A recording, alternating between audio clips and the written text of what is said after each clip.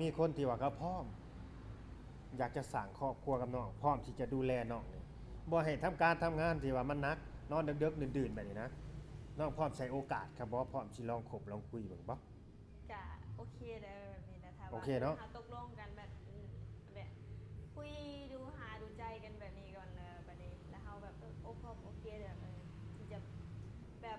มีเขาแล้วหานะแบบอืมความสุขไปอยู่ สบายดีสวัสดีพ่อแม่พี่น้อง FC ที่รักแพงเบิดทุกคนเบิดสมองสบอนเด้อพ่อๆกับช่อง YouTube บ่าวลาวบ่าวเพิ่นคือเก่าคือเดิมเพิ่มเติมกับมื้อนี้พาพี่พาน้องเฮามารู้จักกับสาวโสดหน้าใหม่พี่น้องเอ้ยเนาะซึ่งบ่าวลาวเองก็บ่เคยเข้ามาสัมภาษณ์เนาะเปิดใจน้องเปิดจักเทื่อมื้อนี้ก็ได้มีโอกาสเนาะได้มาสัมภาษณ์ผู้สาวโสดหน้าใหม่เนาะซึ่งเป็นผู้สาวโสดที่ว่ายังบ่เคยมีครอบครัวบ่เคยแต่งงานนั่นแหละพี่น้องเอ้ยเนาะเป็นสาวโสด ไว้ทีนกับแม่นไว้ไซกับแม่นเนาะจังใดกะฝากกดไลค์กดแชร์กดติดตามเด้อพี่น้องเด้อถ้าเกิดผู้ใดเข้ามาเบิ่งมาชมเนาะถ้าเบิ่งแล้วชมแล้วก็สนอกสนใจเนาะอยากเว้าอยากล้มหรือว่าอยากติดต่อกับน้องเนาะอยากซัพพอร์ตเทคแคร์ดูแลน้องก็แล้วแต่ทักมาเด้อพี่น้องเด้อแอดมาเอาข้อมูลการติดต่อนำบ่าวลาวพาเพื่อนได้เนาะเฮาก็ยินดีที่จะเป็นสื่อให้พี่น้องเอ้ยเนาะเป็นสะพานหักสะพานบุญให้เด้อสำหรับสาวโสดคนนี้เพิ่นสิจำกัดอายุบ่หนุ่มสิทักมาจิมาคุยหรือเพิ่นสิเลือกบ่สิเป็นหนุ่มลาวหนุ่มไทยหรือว่าหนุ่มต่างประเทศหั้นนะเนาะก็จัง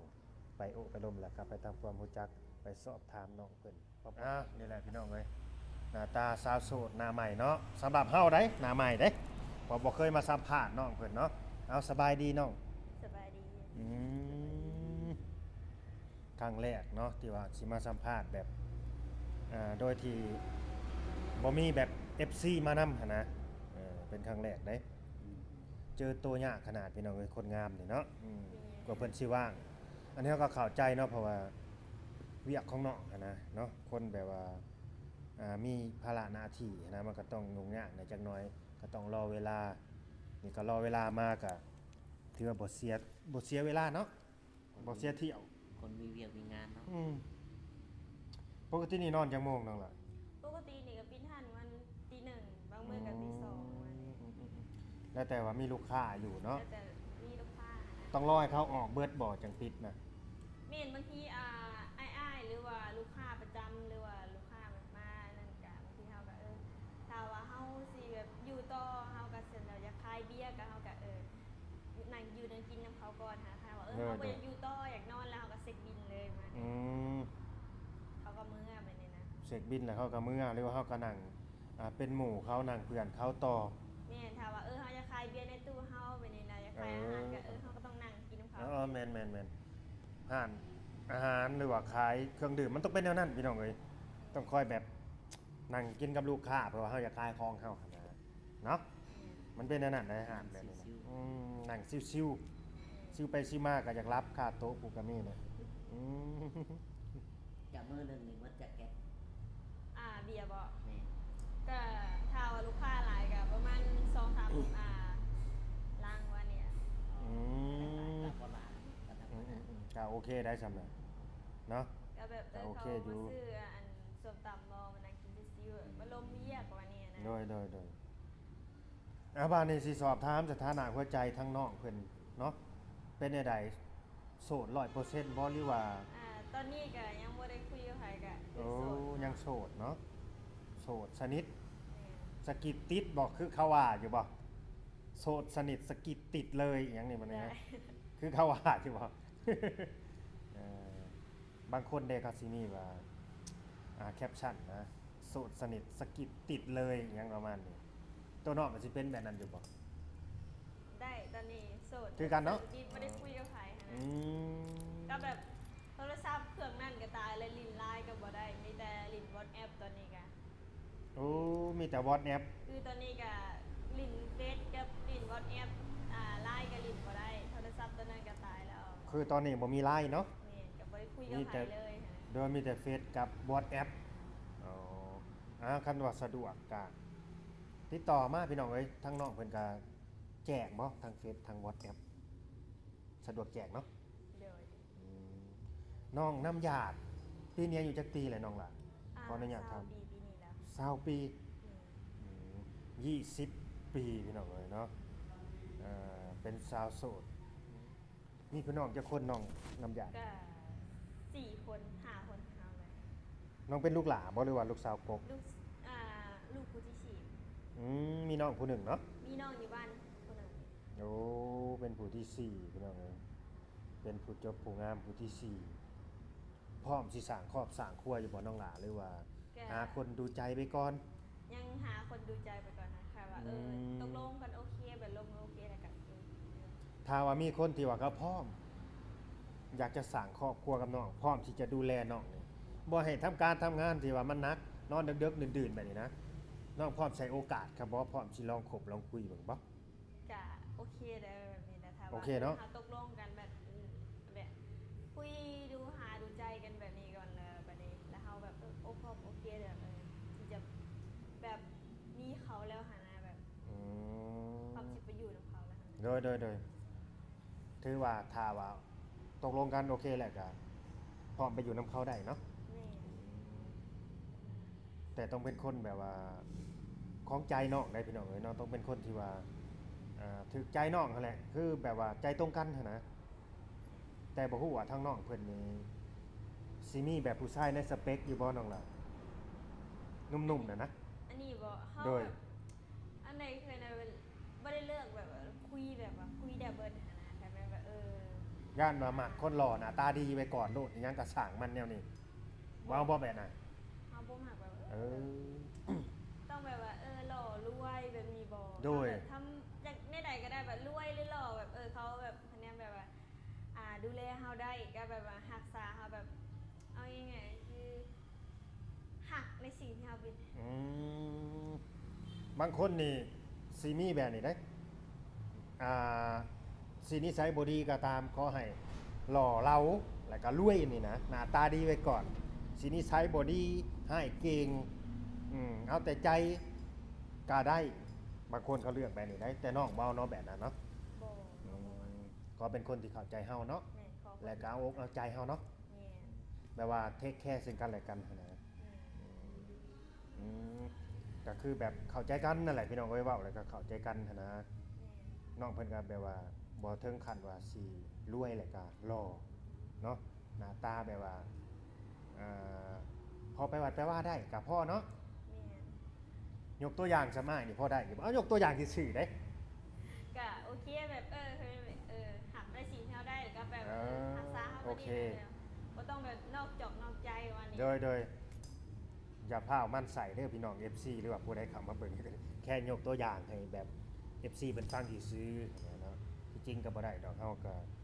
มีอยู่แล้วหั้นนะมีครอบครัวจังเนาะคือยกตัวอย่างให้เบิ่งมีลูกมีเมีย คือยกตัวอย่างให้เบิ่งว่าหน้าตาพอสำนี้นะแบบพอกระเทินนะน้องก็สิหลับได้บ่แบบนี้ สมมติว่าวันละล้านมันก็หมักอยู่ วันละลาดกระเป๋านักๆบ่ เออ บ่แน่ได้อน้องเนาะ แบบเขาเอาใจให้ได้สาวอกเอาใจให้นะแบบค่อยไถ่ค่อยถามว่าเป็นจังไดสบายดีบ่กินข้าวกินน้ำแล้วบ่นอนแล้วบ่ แม่นนั่นแหละก็คือ พักผ่อนเพียงพอบ่ ใส่ใจ นั่นนะแล้วเขาคอยเอาใจใส่ใจเฮานะอันนี้ก็บ่แน่เนาะ โดย โอ้โหหัวหลานก็สร้างมันแบบว่าเขาใจดีหั่นนะนิสัยดี กับนิสัยดีกับแบบดีกับเฮาค่ะนะอะไร อื เงี้ย มเว้าให้หนุ่มหัวหลานได้มีความหวังแต่บัดเนี่ย หัวหลานใจดีเด้อพี่น้องเนาะคันใจแบบเอาแต่ใจงี่เง่าก็บ่ไหวคือกันเด้บางคนแบบว่าคนที่ว่าผู้สูงอายุอะนะเขาก็อยากเอาแต่ใจเนี่ยจักหน้อยเพราะว่ามันหึงมันหวงหั่นนะแต่ถ้าเกิดเรามักผู้สาวสำน้อยเขาก็อยากหึงอยากหวงได้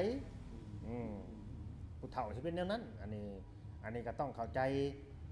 ผู้เฒ่าอะนะวัยสูงอายุก็ขึ้นอยู่กับน้องได้บาดนี้คืออย่างน้องเปิดใจนี่สิจำกัดอายุบ่น้องน้ำยา คือแบบโบจำประกันค่ะนะแบบโบจำประกัน บ่จำกัดเนาะ เนี่ยได้เล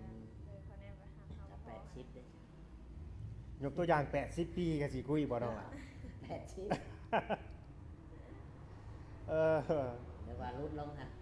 80 เอาง่ายๆคือเอาประมาณแบบ50หรือ60วันนี้แล้วก็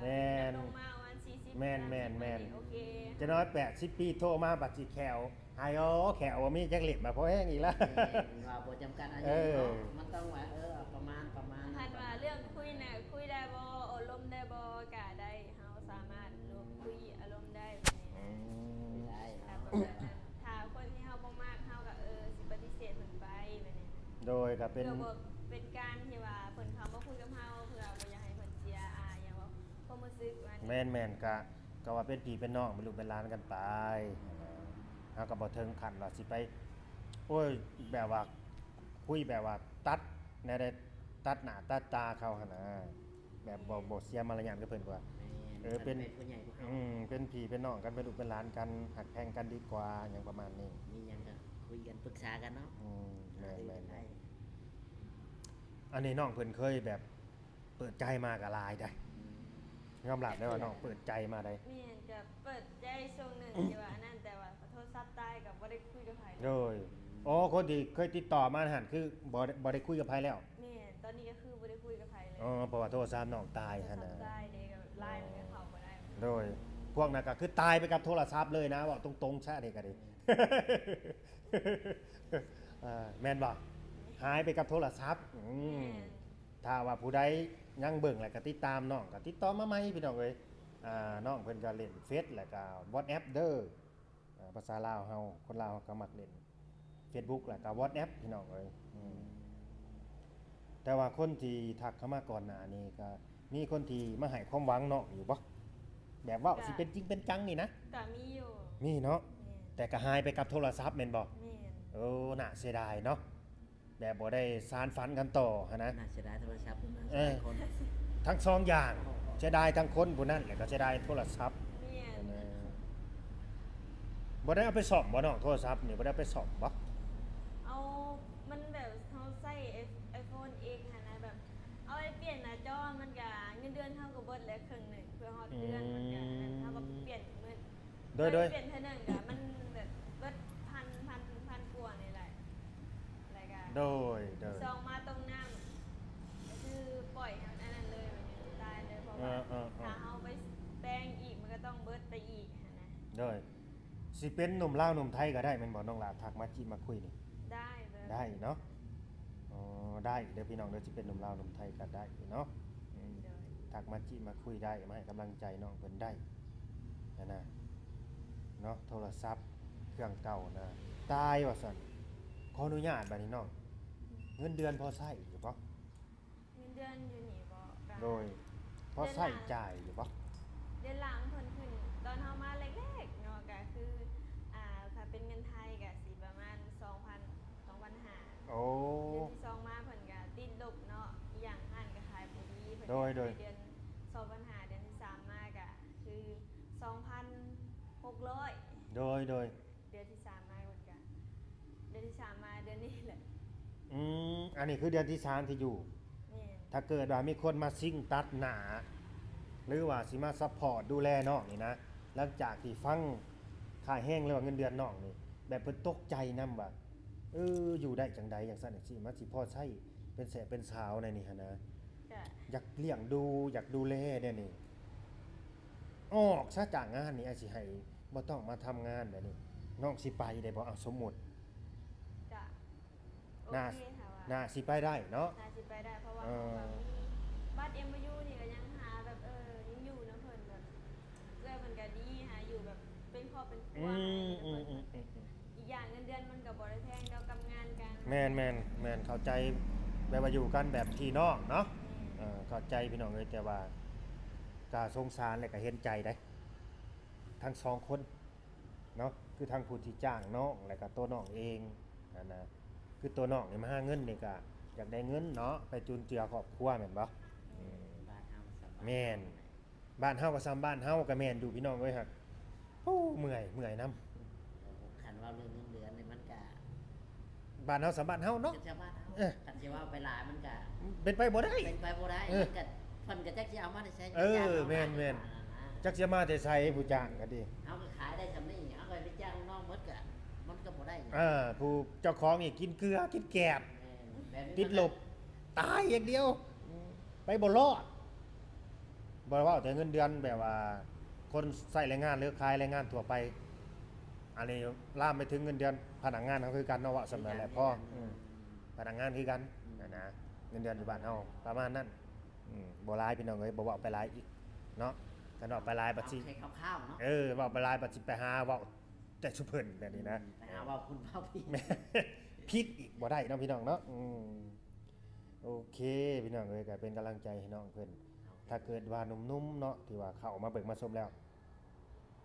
อยากซัพพอร์ตน้องหรือให้กำลังใจน้องก็ได้เด้อพี่น้องเด้อเนาะหรือว่าอยากเว้าอยากร่วมกับน้องเพิ่นก็ได้ทักมาพี่น้องเอ้ยเนาะแอดมาทักมาบอกมาร่วมกันนะสำหรับสาวโสดเพิ่นนี่ก็หน้าตาดีบ่เคยแต่งงานเนาะน้องเนาะ บ่เคยมีครอบครัวเนาะคันสิมีกับบาทนี่แหละญาติได้มีอยู่บาทนี่ หมู่เอาผัวบ่ได้ลูกยังได้เฮานี่แหละ หมู่ผัวจนได้ลูก แม่น พุ่นน่ะจนลูกหมู่จนสิเอิ้นแม่หรือว่าเอิ้นป้าเอิ้นอีหยังไปเลยทางนี้ยังเป็นโสดอยู่ตาย แม่นยังเป็นโสด บ่เป็นหยังดอกอายุ5กับ20ปียัง แม่น เขาเรียกว่ายังเลือกได้เนาะ